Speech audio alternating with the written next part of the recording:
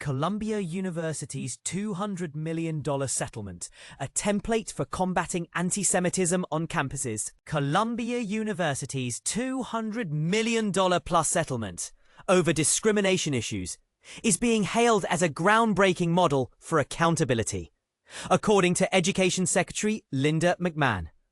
In a recent interview with Fox News Digital, McMahon emphasized how this agreement, reached during the Trump administration, sets a new standard for addressing anti-Semitism and discrimination on college campuses. The Trump administration proudly describes the settlement as a historic resolution with Columbia University, which has recently become a focal point of protests opposing the war in Gaza following Hamas's attacks on Israel on October 7, 2023.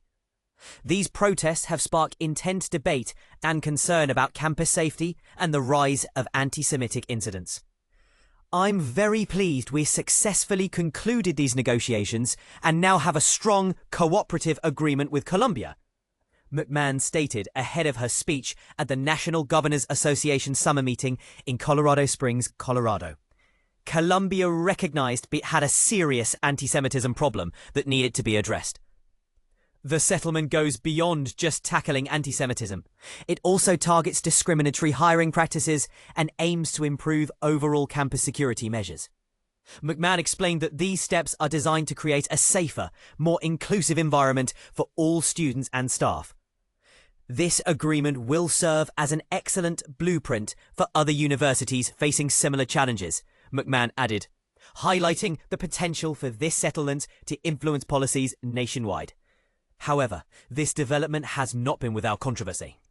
Some Columbia professors have demanded transparency and answers as the White House finalized the deal with the Ivy League institution, raising questions about the negotiation process and the implications for academic freedom. Meanwhile, several Jewish community leaders have expressed deep concern about what they described as an existential threat to Jewish New Yorkers, especially in light of the recent political landscape. This anxiety intensified after 33-year-old socialist Zoran Mamdani won the Democratic nomination for New York City mayor. Mamdani's past refusal to condemn the slogan "Globalize the Intifada" and his hesitance to explicitly recognize Israel as a Jewish state led to accusations of anti-Semitism during his campaign. Though Mamdani has since distanced himself from the controversial phrase and reiterated his commitment to fighting anti-Semitism in New York City, critics remain wary. Yuval David, a Jewish advocate and advisor, told Fox News Digital that Mamdani's potential mayoral tenure could enable and, more importantly, empower anti-Semitic protesters, a statement that has sparked heated debate. When asked whether the Trump administration was concerned about a possible rise in anti-Semitism on New York City college campuses if Mamdani is elected, McMahon clarified, "That was not part of our discussion. We were not focusing on any specific future incidents." Instead, McMahon stressed that the key value of the Columbia settlement lies in its proactive approach. This agreement lays the foundation so that no matter what happens, the university is prepared to respond effectively, she said. Part of the settlement includes Columbia University's commitment to maintaining a strong partnership with the New York Police Department, NYPD. This collaboration involves enforcing strict rules against disruptive protests, banning mass demonstrations, and ensuring the presence of trained security personnel on campus. The university won't hesitate to involve law enforcement to make arrests when necessary, McMahon warned. There will be real consequences. Students could face suspension, expulsion, or even criminal charges if laws are broken. She emphasized the importance of accountability, stating, "This agreement sends a clear message. Campuses must be safe spaces dedicated to learning, free from intimidation and violence." This settlement raises important questions about balancing free speech, protest rights, and campus safety. Is this approach the right way to handle anti-Semitism and discrimination in higher education?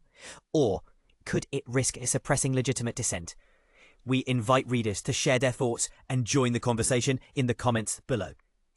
Deirdre Heavey is a political correspondent for Fox News Digital. Will Harvard University follow Columbia's settlement path?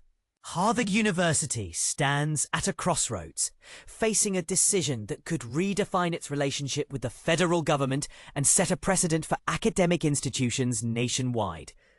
Will Harvard follow Columbia's controversial settlement path, or will it hold the line on its independence? The question is far from settled, and the stakes are higher than ever. But here's where it gets complicated. While Harvard has already adopted some of the changes Columbia agreed to, other elements, particularly those involving reporting student information to the government, have sparked fierce resistance from Harvard's supporters. After months of publicly defending its autonomy, can Harvard afford to pivot now? And this is the part most people miss. The financial and reputational costs of backtracking could be immense. As Harvard professor Stephen Levitsky warns, backtracking will be very, very costly for Harvard. Columbia's 22-page settlement agreement with the federal government is a complex deal. In exchange for regaining access to billions in frozen federal funding, Columbia agreed to pay $200 million over 3 years and an additional $21 million to address alleged civil rights violations against Jewish employees. The agreement also includes an independent monitor to oversee Columbia's implementation of the changes. While Columbia insists the deal doesn't compromise academic freedom, it's hard to ignore the controversial provisions, such as reporting international student arrests to the Department of Homeland Security and redefining its admissions policies. Is this a fair compromise or a dangerous precedent?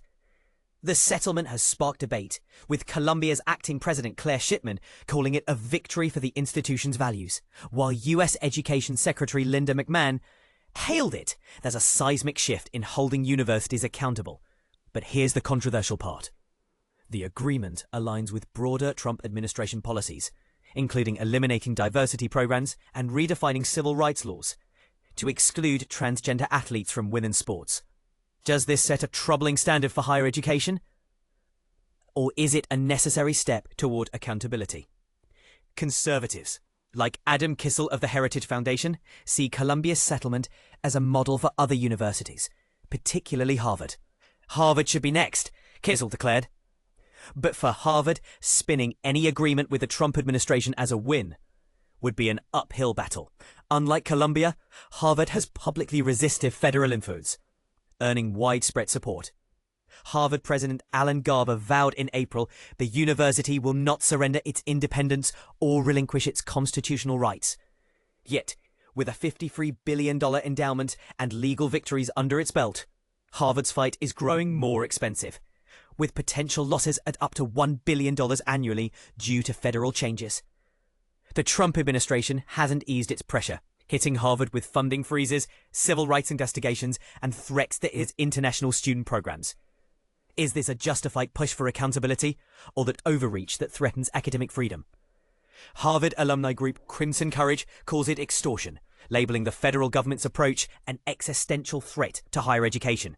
Meanwhile, some reformers, like former Harvard President Lawrence Summers, see Columbia's settlement as a potential template for Harvard, calling it the best day higher education has had in the last year. As Harvard weighs its options, the question remains, can it maintain its independence without sacrificing its funding and reputation? And if it does follow Columbia's path, what does that mean for the future of academic autonomy? What do you think? Is Harvard's resistance a noble stand or a costly mistake? Share your thoughts in the comments. This debate is far from over. Columbia University settlement. Implications for higher education and academic freedom. When academic freedom collides with federal power, the stakes aren't just about legal settlements. They're about what it means for institutions to thrive in a democracy. Let's unpack the eye-opening agreement between Columbia University and the Trump administration that's sparking fierce debates about education, justice, and freedom. The deal, a $221 million bargain. After months of pressure, Columbia University reached a controversial settlement with the federal government. The Ivy League institution will pay $221 million over 3 years to avoid losing critical research funding. Here's the breakdown. $200 million directly to the government for ending federal grant restrictions. $21 million to address civil rights claims tied to Jewish employees. 70-plus students suspended, expelled, or stripped of degrees for pro-Palestinian demonstrations. Campus compliance. Annual DEI report to federal monitors. Assertive boundaries. Columbia insists it preserved academic freedom. Michael Roth, president of Wesleyan University, framed this deal harshly. Imagine paying ransom to your child from kidnappers. You'd pray your loved one survives, but would you accept the kidnappers' rules as fair? For Columbia, that ransom restored access to life-changing research opportunities, but at what cost? The collision course. Academic freedom versus government control. Columbia face an existential crisis. Risk losing billions in federal grants, or accept terms that some scholars call government overreach. The settlement requires 1. Disciplinary actions against students, echoing recent crackdowns at Harvard and George Mason University. 2. Compliance with federal monitors, overseeing diversity initiatives. 3. Restrictions on Middle East studies programs. 4. Minimum on-campus police requirements. Roth warns this sets a dangerous precedent. When the White House tells private universities how to handle student protests or academic programs, we're witnessing erosion of civil society's independence. But Columbia's acting president, Claire Shipman, counters, this deal protects our core mission. Cutting-edge science benefits humanity, not partisan politics. The controversy? Protecting rights or politicizing education. Supporters, including Columbia's Hillel chapter, argue the settlement addresses real anti-Semitism. Critics, however, see it as political extortion. Key flashpoints: anti-Semitism claims, the administration's focus on protecting Jewish students, student rights, expelling activists for protests, research funding, tying grants to ideological compliance. Rofik, himself Jewish, blasts the deal. Paying $220 million to avoid government scrutiny does nothing to combat anti-Semitism. This resembles protection money, not progress. Yet Columbia maintains it did what they were necessary to continue crucial work on cancer research and other scientific advancements. The ripple effect. What's next for higher education? This isn't an isolated incident. Harvard remains locked in court battles over similar issues. Roth predicts more universities facing these Faustian bargains. If the government can dictate terms to institutions like the Smithsonian or major universities, who's next? Schools already feel pressure to self-censor, fearing financial retaliation. 2 questions sparked by this deal. 1. Must academic institutions choose between funding and autonomy? 2. Does combating hate require new rules or just applying existing laws? Your turn. Where do you stand? Would you criticize Columbia for accepting this deal or praise them for saving critical research? Do these measures actually protect students or do they chill free expression? Let us know in the comments what you'd prioritize in this complex balance. History might be watching.